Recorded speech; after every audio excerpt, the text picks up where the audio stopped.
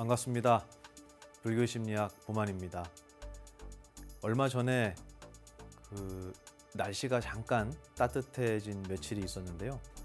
그때 철을 모르고 나온 꿀벌을 본 적이 있었어요. 가끔 그래 정신 못 차리고 나오는 친구들이 있어요. 꿀벌들이 이제 집에 살다가 벌집에서 야 봄이다 이러고 뛰어나오는데 그렇게 붕붕붕 신나게 날아다니다가 한 이틀 정도 지나서 날씨가 갑자기 추워져서 그날도 도량에서 걷고 있는데 꿀벌 2마리가 바닥에 떨어져 죽어 있더라고요. 제가 봤던 그 친구들인 것 같아요. 얼굴이 낯이 익더라고요. 근데 그 모습을 보면서 수만 마리의 꿀벌 중에 이 2 친구가 사라진 게 뭔 그렇게 대수겠어요? 그 집안에서는, 꿀벌 집안에서는. 근데 이 친구들은 나름대로 기쁨을 갖고 슬픔을 갖고 살다가 떠났는데 발버둥 치거나 살려달라고 하거나 내가 왜 날짜를, 계절을 잘 모르고 이렇게 일찍 나왔지 하면서 원한을 갖고 누군가를 원망하거나 그랬을까라는 생각이 드는 거예요. 너무 얌전하게 이렇게 떨어져서 죽어 있는 모습을 보면서 이 시간에도, 지금 이 순간에도 온 세상에는 수많은 생명들이, 인간을 포함한 수많은 생명들이 생겨나고 사라짐을 반복하고 있다는 생각을 떠올렸습니다. 그 중에 나는 왜 안 될까? 나는 왜 그 속에 들어가 있으면 안 되는 거지?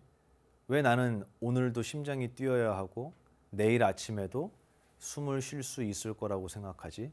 그리고 나는 왜 이 땅에 더 남아 있어야 된다고 생각하지? 라는 물음을 저는 참 자주 하는 편이에요. 그 꿀벌을 보면서 한동안 잊고 있었던 그 질문을 제 스스로에게 다시 한번 던져봤습니다. 지금 떠나도 아무렇지도 않고요. 아무런 이상한 부분이 없어요. 우리는 다 지금 이 순간에도 이번 생의 인연을 다 하고 다음 생을 맞이할 수 있는 가능성이, 기회가 무한정 열려 있음에도 불구하고 지금 저는 뭘 하고 있느냐면요. 카메라 앞에서 우리 불교심리학 스태프분들을 마주 보면서 여러분에게 부처님 말씀을 전해드리고자 오늘 제 심장이 뛰고 숨이 쉬어지는 이 감사한 시간을 카메라 앞에 서서 여러분과 함께 하려고 기다리고 있었습니다. 다들 잘 지내셨죠? 우리가 이 자리에 함께 지금이라는 하나의 순간을 공유하면서 마주보고 있다는 것은 기적과도 같은 일 같습니다. 이 순간에 어렵게 세상을 떠나신 분들도 많고요. 또 이 세상을 찾아오신 분도 많이 있겠지만 감사하게 지금이라는 이 순간에 여러분과 함께 할 수 있도록 허락해 주신 우리 불보살님의 이 가피와 법칙에 진심으로 감사드립니다. 오늘 여러분하고 같이 읽고 대화할 내용도 어떻게 보면 이 만남과 헤어짐에 관한 이야기인 것 같아요. 영원히 우리 끊어지지 않을 숙제죠. 그럼 오늘 질문 같이 한번 읽어볼까요?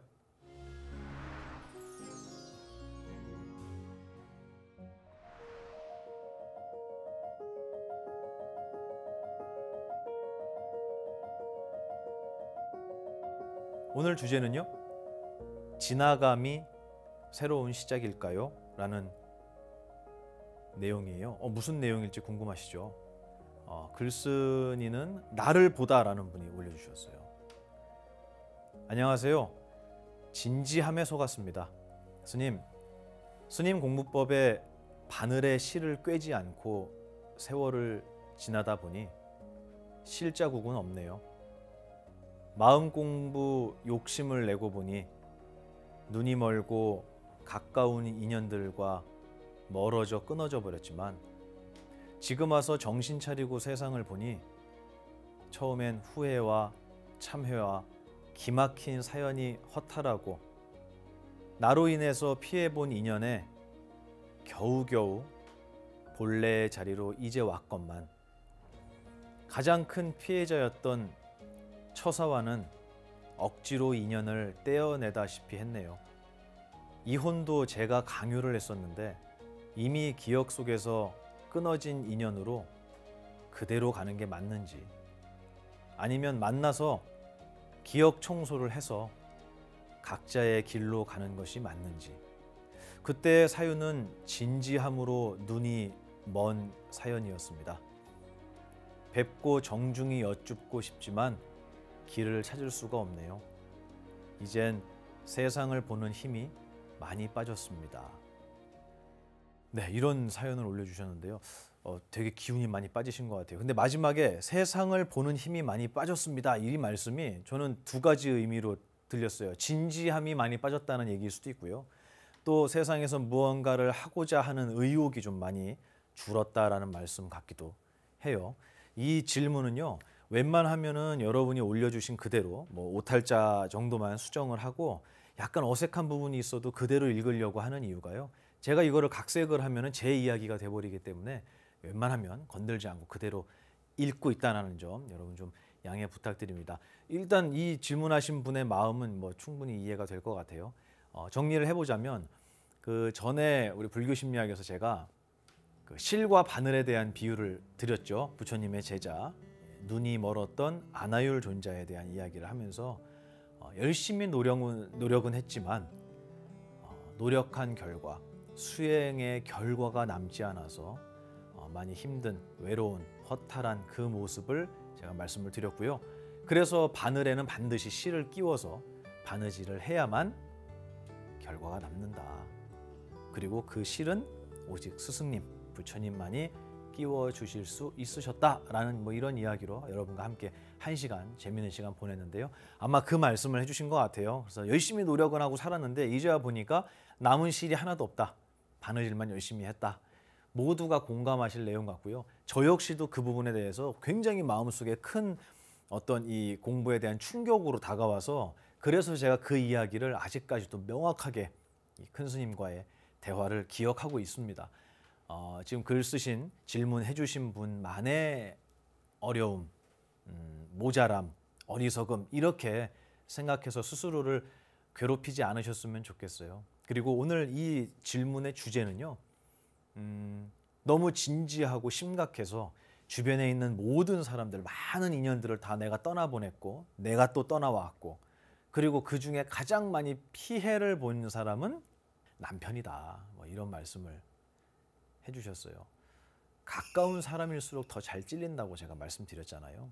가까이 있기 때문에 더 많이 부딪히고요. 가까이 있기 때문에 더 많이 찔리는 것 같아요. 그래서 가정을 갖거나 아니면 자제분을 갖거나 또 형제 자매들도 마찬가지고요. 우리가 소중하다라고 가까운 인연이다라고 생각하시는 그런 분들에 대해서 내가 어떤 모습으로 그분들에게 지금 언행을 짓고 있는지 다시 얘기해서 불교용어로 그거를 뭐라고 합니까? 나의 그렇죠. 업이라고 하죠. 이 업에 대한 이야기는요. 정말 부처님의 경전에 수없이 등장을 하고요. 그리고 이 업의 중요성에 대해서도 정말 많이 이야기해요. 그래서 우리 전에 이 업은 몇 가지가 있다고 했습니까?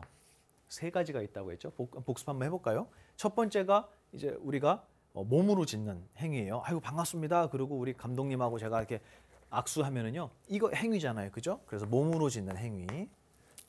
그 다음에 입으로 짓는 행위. 아이고 반갑습니다. 그 다음에 3번째가 뭐냐면 뜻으로 짓는 행위. 그래서 신구의 3업이다 이렇게 이야기를 한다고 제가 말씀드렸습니다. 이 정도는 우리 불자라면 이 불교를 조금이라도 공부하신 분이라면 많이 들으셔서 상식적으로 알고 계실 거라고 생각을 합니다. 근데 이 3업을 짓는다라는 게요. 모양을 보면 이런 모양인데 이 3업을 짓는 거에 3가지의 어떤 이 단계가 있어요.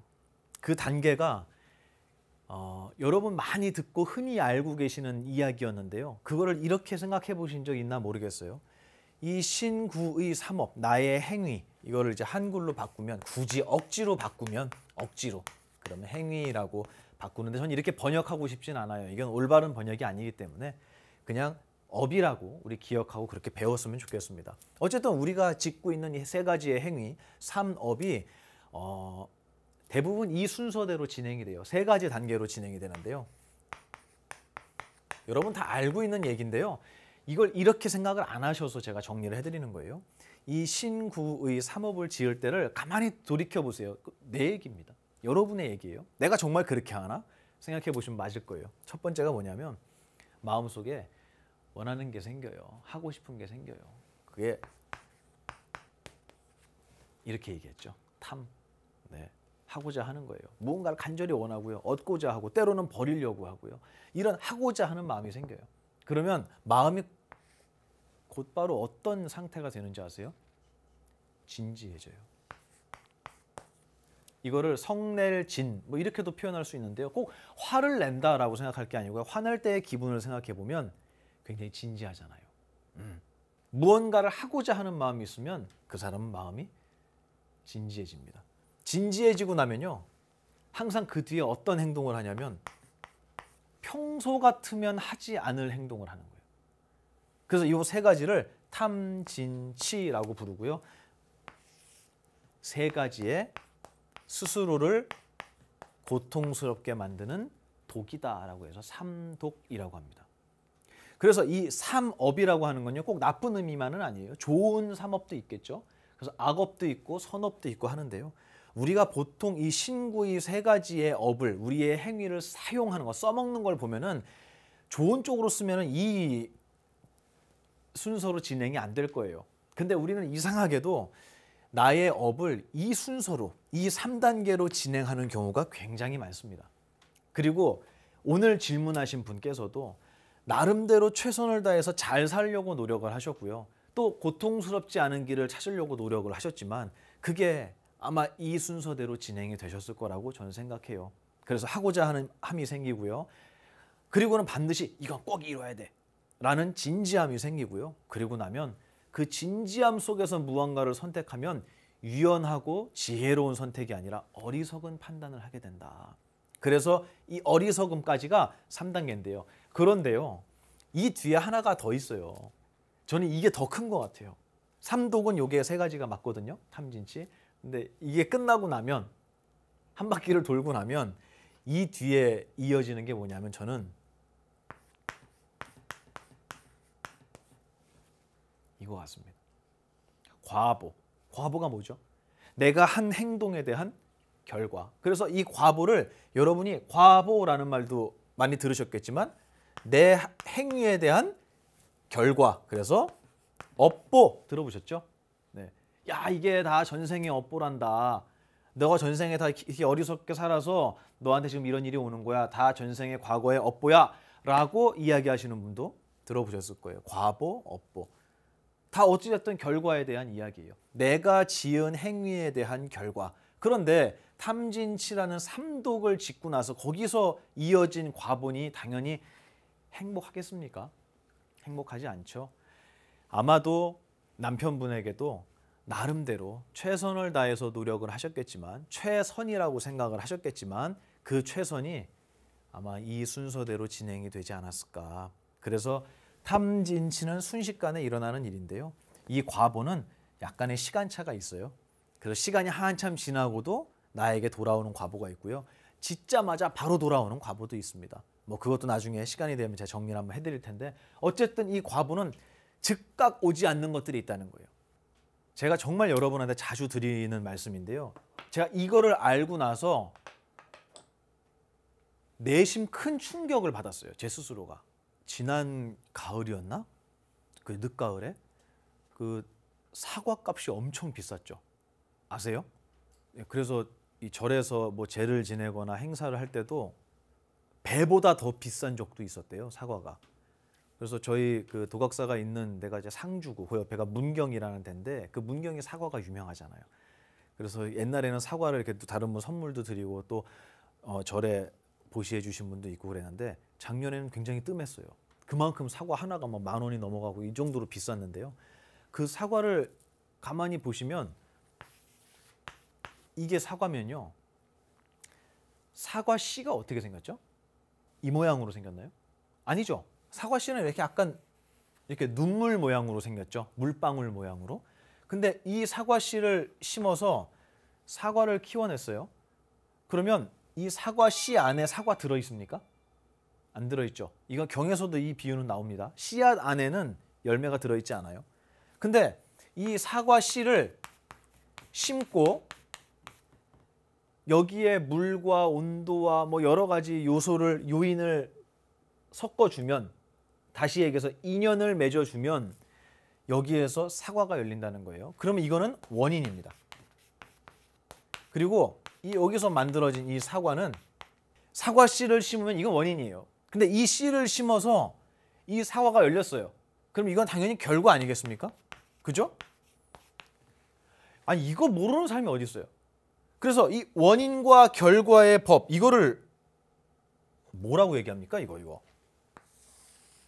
뭐라고 얘기하죠? 불교용어로 인과법.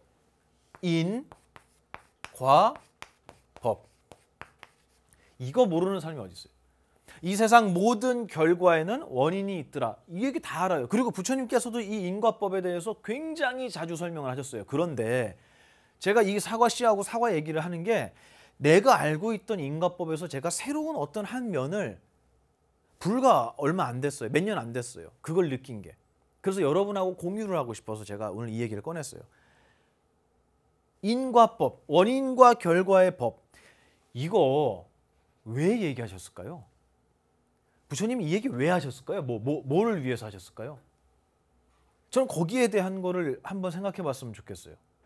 과연 우리에게 뭘 알려주시려고 이 인과법을 얘기하셨을까? 너가 한 행동에 대한 모든 원인이, 아니, 너가 한 행동에 대한 모든 결과가 있을 거야. 그러니까 나에게 억울한 일이라고 생각하지 말고, 아, 내가 전생에 이런 일을 했겠지라고 받아들여. 저는 이 정도로 생각했어요. 근데 새로운 게 하나가 있어요. 뭐냐면요, 인과법을 설명하신 이유는요, 우리가 인과법이라는 것을 발견하지도 못할 뿐더러 스스로가 그걸 인정하지도 못해요. 왜 그럴까? 왜 인정하지 못할까? 거기에 대한 제 생각을 하나 여러분께 알려드리고 싶은데요. 여러분 가슴속에 좀 간직하시고요. 저는 이거를 느끼고 나서, 아, 그래서 인과법을 그렇게 자주 말씀하셨나 보다라는 생각을 했어요. 한번 여러분 같이 생각해 보세요. 뭐냐면, 원인이 있으면 결과가 있다. 결과가 있으면 원인이 있다. 여기까지는 다 알아요. 여러분 똑똑해서 다 아신단 말이에요. 그런데 여기서 하나 생각해 볼 게, 사과의 원인은 사과처럼 생겼나요? 아니죠. 사과의 원인이 뭐예요? 사과 씨죠. 사과 씨가 사과처럼 생겼어요? 아닌 거예요. 사과의 원인은 사과처럼 안 생겼어요. 이거 무슨 말일까? 나에게 오는 고통이라는 결과의 원인이 고통으로 보였겠냐는 거예요. 나에게. 그게 아니에요. 나에게 이거는 굉장히 소중하고 귀중하고 아름다운 것으로 이 씨앗이 보였을 수도 있어요. 근데 그 씨앗을 심어서 물을 주고 키워봤더니 결과가 고통으로 다가오더라는 거예요. 이거를 중생들이 알 수 있겠냐는 거예요. 우리가. 내가 심고 있는 이 씨앗의 모양이 결과의 모양하고 똑같다면 누구나 어리석은 씨앗은 안 심을 거예요. 보이니까. 근데 내가 심고 있는 이 씨앗의 결과가 어떤 것인지를 우리는 알 수가 없어요. 알 수가 없어요.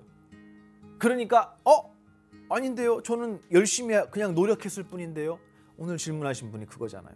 난 열심히 최선을 다해서 노력했을 뿐인데요. 또 내 남편하고의 인연이 너무 안 좋아서 저는 그냥 과감하게 이혼을 선택한 건데요. 근데 왜 시간이 지나고 나서 내가 현명하게 생각했던, 내가 옳다라고 생각했던 그때 당시에 그 씨앗의 결과가 왜 전혀 다른 게 오냐 이거예요. 바로 그거는 원인과 결과는 모습이 다르다. 제가 그 말씀을 해드리고 싶었어요. 인과 과, 원인과 결과는 모습이 다르다. 저는 이거를 느끼고 나서, 아, 이거 진짜 무섭다, 이 얘기. 이거 정말 막말로 살벌한 얘기구나. 이게 같으면 예상을 하고 안 심을 텐데, 씨앗을 보면서 이거는 안 좋은 씨앗이야. 이거는 심으면 큰일 나. 빼. 이거는 심으면 엄청 좋아. 엄청 행복한 씨앗이야. 이게 보여야 되는데 씨앗이 다 뒤섞여 있는 거예요. 그리고 그 씨앗에는 결과의 모습이 하나도 안 들어있는 거예요. 자, 그러면 이제 우리는 어떤 씨앗을 심을 거냐? 도대체 이거 어떻게 구분할 거냐는 거예요. 구분할 수 있겠습니까? 없죠? 그런데도 스승을 찾지 않으실 거냐는 거예요. 저는 이 얘기를 생각해내고 이거를 느끼고 나서 왜 그렇게 부처님께서 인과법을 설명하셨느냐. 너가 지은 대로 받는 거야. 여기서 끝나는 게 아니고 원인과 결과의 이 두 가지는 모습이 다르기 때문에 내가 심고 있는 원인을 통해서 어떤 결과가 올지를 우리는 예상할 수가 없다는 거예요. 그렇기 때문에 누구를 찾아야 된다? 스승을 찾아야 된다. 저는 이 말씀을 부처님께서 정말 해주고 싶어 하신 게 아니었을까라는 제 짧은 소견을 여러분에게 전해드렸습니다. 저는 이걸 생각하고 나서 한 발짝도 제 마음대로 정말 내딛고 결정하고 움직이기가 두려워졌어요. 그래서 저희 큰 스님께서 그러셨죠. 이 세상에 가장 무서운 것은 법칙이다. 어떤 법칙? 인과법. 이게 가장 무섭다. 내가 한 행동에 대한 결과가 어떤 모습으로 돌아오게 될지를 우린 누구나 알 수가 없다는 거예요. 그렇기 때문에 스승님을 찾고 나의 정신적인 멘토를 찾아서 제가 지금 이런 선택을 하려고 하는데 괜찮겠습니까? 제가 후회하지 않겠습니까? 이거 지혜로운 선택이겠습니까? 하고 여쭤보아야 한다. 경에도 아주 그냥 수없이 나오죠. 스님들을 항상 가까이 모시고 스님들께 법문을 청해 듣기를 게을리하지 말아라 라는 말씀. 그게 바로 우리의 이 원인과 결과, 씨앗과 열매는 모양이 같지 않기 때문에 우리의 눈으로는 이것을 행복한 결과로 만들 수 있는 씨앗을 골라낼 수 있는 눈이 우리에게는 갖추어져 있지 않다. 그 누가 봐도 모른다는 거예요. 그래서 지혜로운 스승님을 찾아야 한다. 자, 이 말씀을 한번 꼭 드리고 싶었습니다. 오늘 질문하신 이 말씀은요. 아마도 이런 내용을 들으시면 맞아. 나에게 이런 스승님이 계셨다면 지금의 이 힘든 슬픈 나라는 거는 없었을 거야 하고 다들 공감하실 내용이라고 생각해요. 절대 늦지 않았으니까요. 지금이라도 꼭 스승을 찾으시고요. 그리고 저 스님은 뭐 많이 알려진 스님이시니까 뭐 훌륭하고 저 스님은 저기 산골짜기에 사시는 스님이니까 별 볼 일 없는 것 같아. 이렇게 판단하실 게 아니라 많은 스님들을 찾아뵙고 그분의 말씀을 듣고 여러분이 이해하시는 과정이 필요합니다. 그래서 스승을 찾는 거는 생각보다 오래 걸려요. 원래 그런 거예요. 근데 오래 걸린다고 안 할 거냐고요. 해야죠. 한 번만 찾으면 여러분 앞날이 달라집니다. 그만큼 소중한 게 일주일에 한 번씩 로또 사시는 분 있죠? 그거보다 더 소중한 게 일주일에 한 번씩 스승을 찾아가셔야 되는 거예요. 비할 수 없이 큰 복을 여러분이 얻으시게 될 겁니다. 어쨌든 오늘 이 삼업 그리고 탐진치 그리고 과보 그리고 이런 모든 것을 내가 어리석게 지을 수밖에 없었던 이유는 내가 나빠서가 아니라 결코 씨앗은 열매와 모양이 같지 않다. 그렇기 때문에 내가 그런 어리석은 선택을 할 수밖에 없었다라는 이야기까지 드렸습니다. 자, 오늘은 경전에 있는 이야기 이제 갖고 올게요. 증일아함경이라는 경전에 나오는 말이에요. 이게 무슨 되게 재밌는 얘기인데요. 부처님 제자 중에 이 부처님의 왼팔 오른팔이 있었어요. 아주 젊고 이 똑똑했던 최고의 제자라고 표현이 될 정도로 이 양대 산맥이 있는 거예요. 오른팔 왼팔. 그분이 누구냐면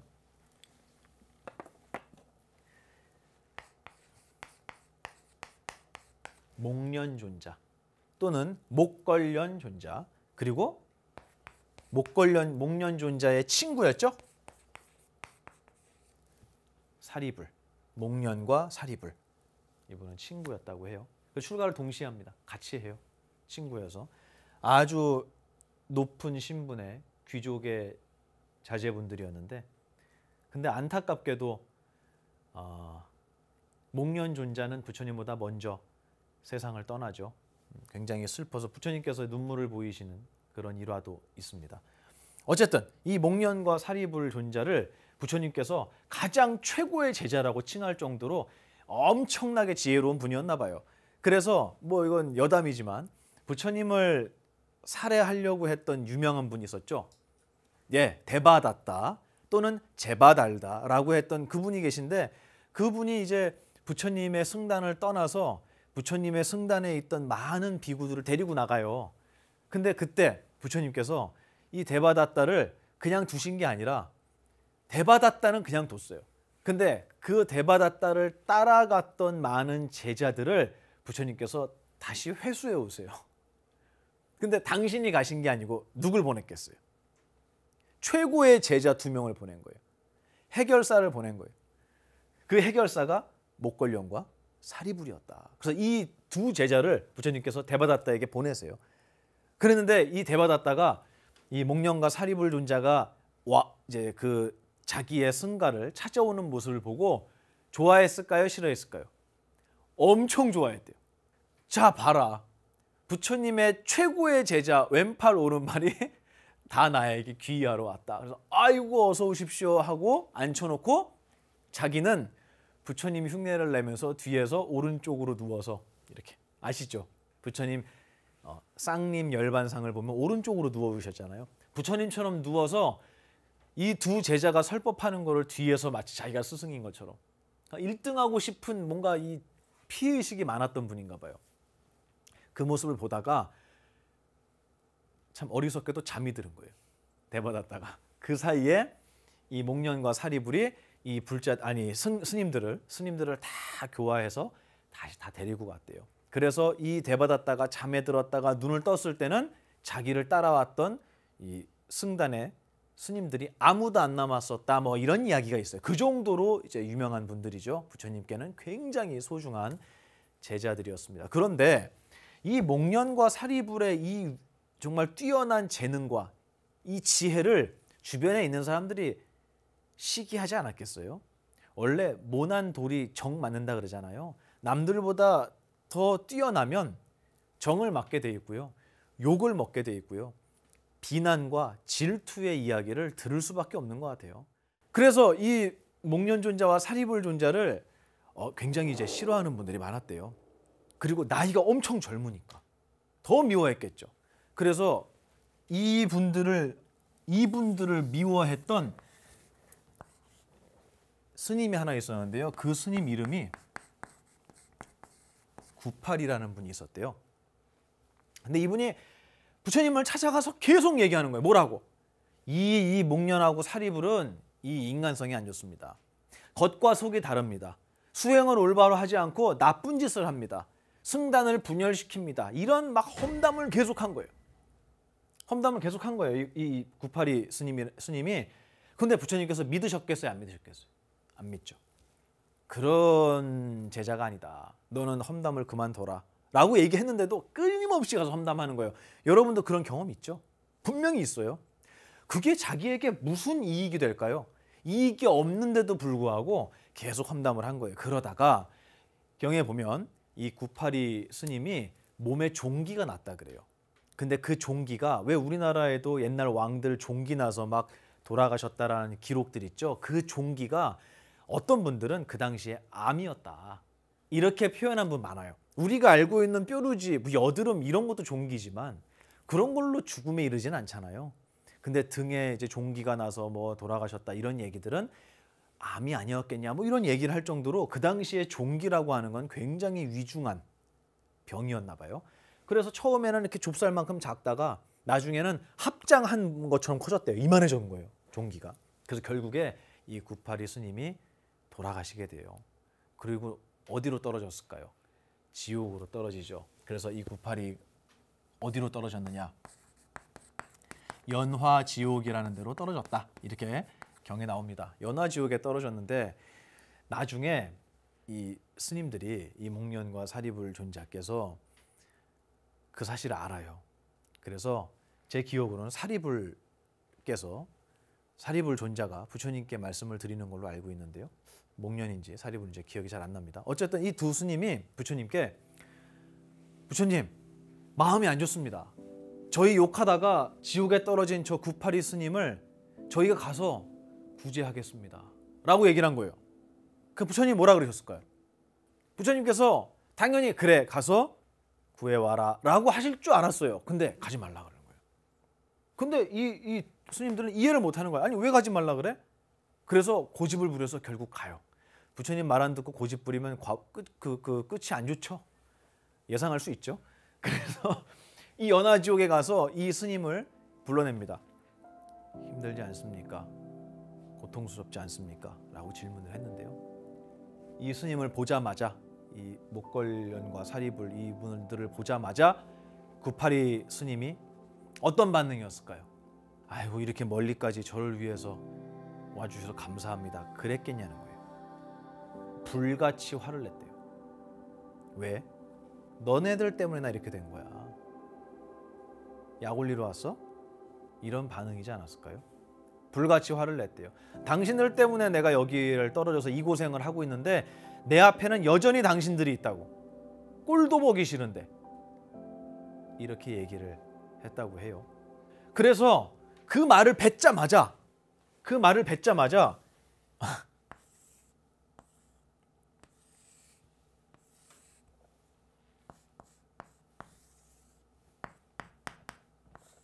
누구예요? 982 스님이에요. 입을 벌리고 있는 거예요. 이 말을 뱉자마자 너네들 때문에 내가 이렇게 됐는데 내가 너를 또 봐야 돼? 너 뭐하러 왔어? 하고 불같이 화를 내자마자 바로 혀가 뽑혀서 소가 쟁기로 혀를 갈았다. 그거 아시죠? 지옥도 보면 나오잖아요. 9업, 아까 여기 썼죠? 9업. 입으로 지은 업보는 고통스러운 과보를 갖고 오는데 그걸 그렇게 표현하신 거예요. 혀를 쭉 뽑아서 소로 쟁기로 혀를 간다는 거예요. 이게 말이 그렇지 가능한 일입니까? 말도 안 되죠. 그만큼의 고통을 받는다는 거예요. 그 말을 뱉자마자 너 뭐하러 왔어? 때문에 나 이렇게 됐는데 하고 원망하는 말을 뱉자마자 지옥이잖아요. 즉시 바로 이 과보를 받았다는 거예요. 그래서 이 982 스님이 더욱더 고통스러워졌대요. 그 모습을 보고 이 목련과 사리불 존자가 깨달은 거예요. 아, 뭘 깨달았을까요? 왜 부처님께서 가지 말라고 하셨는지를 깨달은 거예요. 이 불교를 공부하시는 분들은요, 마음이 용감해져요. 그리고 저는 거기에 대해서 크게 박수 쳐드리고 싶어요. 그래야 돼요. 잘하고 계신 거예요. 용감해지시고요. 내 주변에 내가 사랑하는 분들 플러스 나를 미워하고 내가 미워했던 분들까지도 이 불교를 올바로 공부하신 분들은 이 행복한 깨달음을 얻는 순간 그분들이 떠오르시는 게 맞아요.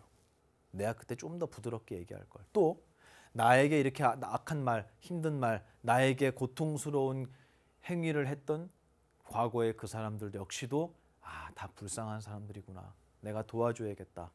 라고 해서 손을 내미는 거 아주 훌륭한 수행자의 자세가 맞습니다. 그런데요.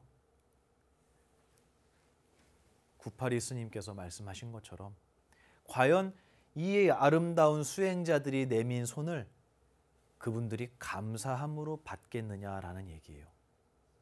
저는 그 부분을 오늘 말씀드리려고 했어요.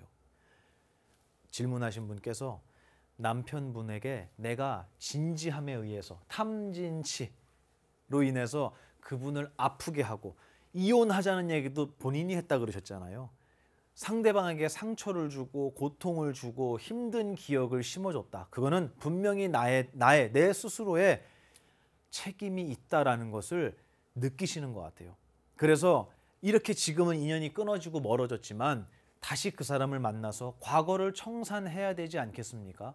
다시 옛날에 나의 어리석음을 그 사람에게, 남편에게, 전 남편이 되셨지만 있는 그대로 얘기하고 미안합니다. 그리고 고마웠습니다. 라는 얘기를 하고 깨끗하게 다시 가는 게 맞지 않겠습니까?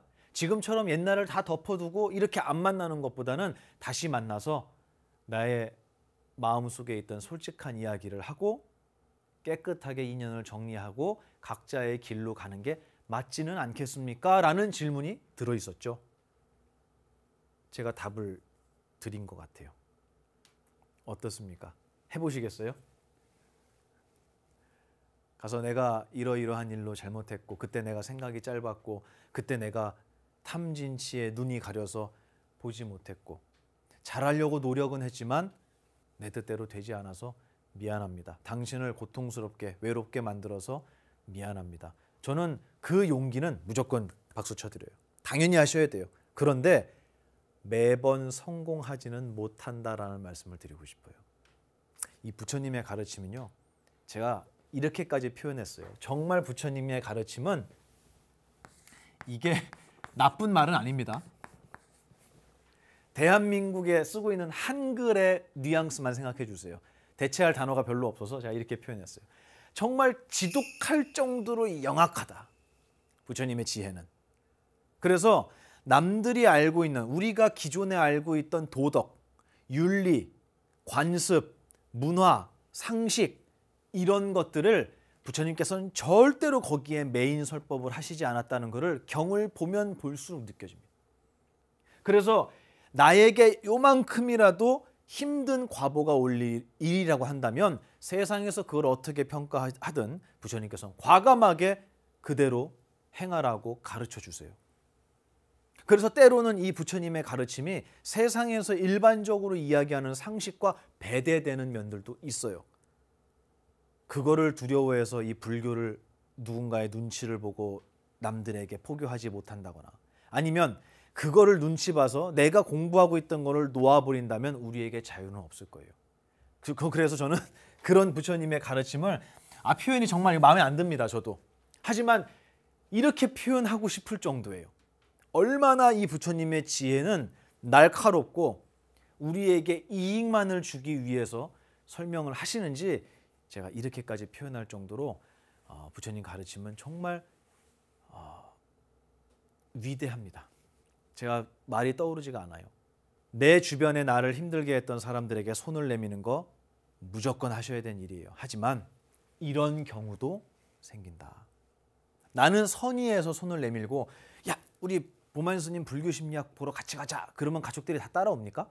안 따라와요. 정신 차려. 거기 가면 뭐가 밥이 나와 쌀이 나와. 지금 죽겠는데 나와서 돈 벌 생각해야지 뭐하고 앉아있어. 너 취업할 생각을 해야지. 무슨 백수 주제에 무슨 불교 심리학 웃기고 있네. 이렇게 얘기하는 거 전부 뭐죠? 구업이죠. 오히려 이 법을 공부하고 우리 함께 행복해 봅시다라고 제안한 것 때문에 그 사람이 구업을 짓고 악한 고통스러운 과보를 받는 일도 있더라는 거예요. 놀랍게도. 만인에게 통하는 약은 없더라는 거예요. 그래서 이 이야기를 사랑하는 분들에게 감사한 분들에게 전할 때도 영악할 정도로 신중하고 지혜롭고 아주 이 노련한 전술이 필요하다. 저는 그렇게까지 표현하고 싶습니다. 오늘 질문하신 분께서는 스스로의 과거에 지었던 이 탐진치와 그리고 업과 업보에 의해서 지금 마음이 많이 지치신 상태 같아요. 근데 괜찮습니다. 지금 이 순간에 내가 과거의 일을 생각하면서 마음이 지치고 무너지고 무릎 꿇는다면 지금 내가 이 마음을 갖고 있는 것도 훗날 어떤 결과의 원인이 되지 않겠어요? 그래서 하나의 결과는 결과로만 끝나는 게 아니고 다른 결과의 또 다른 원인이 되고 있다는 거예요. 그래서 옛날에 어리석음으로 인해서 고통스러운 과보가 왔을 때 그래 옛날에 이런 일이 내가 그런 일을 지었겠지 라고 생각하고 그거를 받아들이는 정도에서 끝나는 말씀이 아니라요. 이 과보를 내가 다시 어떤 눈으로 보고 있느냐가 다음 과보를 결정짓고 있더라는 거예요. 그래서 나에게 오는 고통을 그래 이렇게 힘든 일이 왔다는 건 내가 어리석은 씨앗을 심은 거야. 그러면 어떻게 해야지 어리석지 않은 씨앗을 심을까라는 스승을 찾고 법, 구도, 도를 찾는 것에 원동력이 된다면 이것은 나에게 결코 악업, 힘든 과보가 아니었더라라고 이야기할 수 있을 거예요. 지금 제가 또 여러분이 느끼고 맞닥뜨리고 있는 이 과보에 대해서 여러분이 섣불리 쉽게 좋은 거야 이거는 아니야 이건 나에게 힘든 일이야 라고 판단하지 않으셨으면 좋겠어요.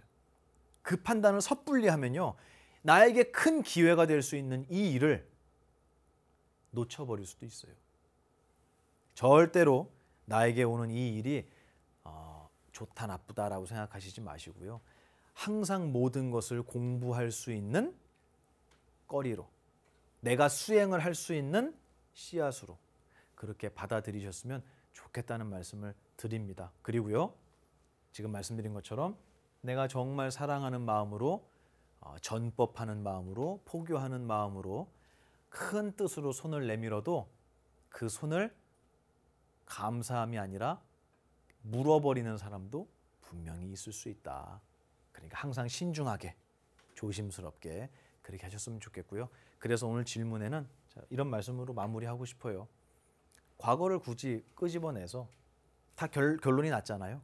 근데 끄집어내서 그거를 바로잡고자 노력하는 그 노력 그것은 이거 아닐까라는 생각 한번 해주셨으면 좋겠어요.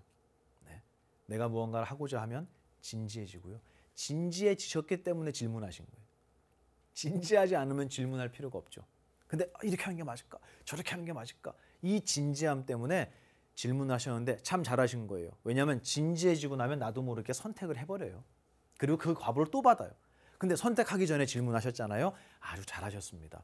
내가 지금 무언가를 바로잡고자 하는 노력, 그것도 역시 혹시나 탐진치 삼독에 의한 고민은 아니었을까를 가만히 돌아보시고요. 때로는 치료보다 시간이 더 필요한 경우도 있습니다. 절대로 늦지 않을 테니까요. 스스로의 모습을 잘 돌아보시고 그리고 주변에 있는 분들에게 이 아름다운 가르침을 어떻게 하면 좀 더 효과적으로, 어떻게 하면 더 영악하게 손해보지 않고 또 그 사람에게 실질적으로 도움이 될 수 있도록 내가 이 말씀을 전할 것인가 라는 고민, 그거는 부처님 말씀을 배우는 것보다 훨씬 많은 어떠한 노력과 과정 그리고 시간이 필요하다라는 생각이 들어요. 이거를 저는 그렇게 배웠어요. 부처님 가르침을 배우는 거하고요. 이 배운 거를 누군가한테 가르치는 거하고는요. 전혀 별개의 얘기예요. 이건 정말 어려워요. 그래서 배우는 거는 스승님께 그냥 배우면 돼요. 기쁘게 배우면 되고요. 내 삶을 바꿔나가면 돼요. 근데 누군가에게 가르친다는 건요. 이건 뭔가를 전해준다는 건요. 전혀 새로운 영역에 또 다른 수행과 훈련이 필요하다는 걸 제가 많이 느껴요. 그리고 그게 얼마나 저에게 부족한지도 요즘 많이 느끼고 있습니다. 내 주변에 있는 인연들에게 부처님 말씀을 정말 소중하게 그리고 있는 그대로 올바르게 전해질 때까지 스스로의 수행에 게으름이 없으셨으면 좋겠고요. 절대 지나간 과거 끌고 와서 새로 뒤집어 엎고 뭐 어떻게 하겠다는 이런 시도하지 마시고 지금 이 순간을 행복으로 자유로운 수행자의 길로 채워가셨으면 좋겠다라는 말씀 드리고 싶었습니다. 오늘 여러 가지 불교 용어도 말씀드리고요. 또 증이라 함경에 부처님의 이 왼팔 오른팔 가장 총애하셨던 이 제자분들의 실패한 포교와 그리고 용서의 이야기도 여러분께 전해드렸습니다. 불교 심리학 여러분한테 좀 도움이 많이 되고 계신지 모르겠습니다. 또 다음 주에 여러분의 질문과 함께 귀한 부처님 말씀 가지고 와서요. 함께 이 시간 또 만들고 여러분 다시 뵙도록 하겠습니다. 한 주 동안 부처님 가르침 잘 담으셔서 수행자의 길로 함께 하시길 기도합니다. 오늘 불교 심리 여기서 마치겠습니다. 감사합니다.